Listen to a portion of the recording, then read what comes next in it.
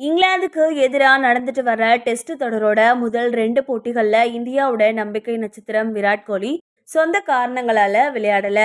கடந்த 10 வருஷங்களுக்கும் மேல 3 வகையான கிரிக்கெட்லயும் மிகச்சிறப்பா செயல்பட்டு வர்ற அவரு இந்தியாவோட நிறைய வெற்றிகள்ல முக்கிய பங்காற்றி பேட்டிங் துறையோட முதுகெலும்பா செயல்பட்டு வராரு.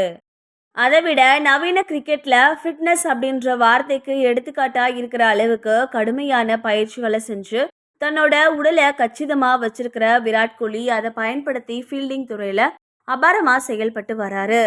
குறிப்பா நிறைவு பெற்ற ஆப்கானிஸ்தான் T20 தொடரோட கடைசி போட்டியில பும்ரா மாதிரி பவுண்டரி எல்லையில தாவி பிடிச்சு சிக்ஸரை அவர் தடுத்தது இந்தியாவோட வெற்றியில முக்கிய பங்காற்றுச்சு.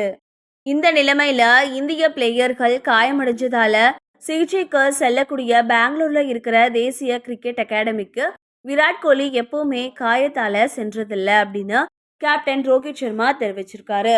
அந்த அளவுக்கு ஃபிட்னஸ்க்கு எடுத்துக்காட்டா திகழ்ற விராட் கோலியா யங் பிளேயர்ஸ் எல்லாருமே ஃபாலோ பண்ணணும் அப்படின்னு தெரிவிக்கிற அவரு இது பத்தி ஜியோ சினிமா சேனல்ல என்ன பேசியிருக்காருன்னா, தன்னோட மொத்த கெரியர்லயும் விராட் கோலி எப்பவுமே என்சிஏவில் இருந்ததில்ல.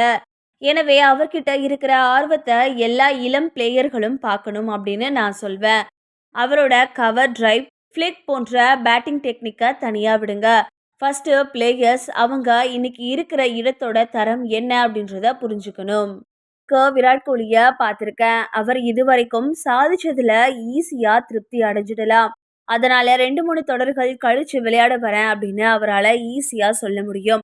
ஆனா அவர் எல்லா தொடர்லயும் டீமுக்காக இருப்பாரு.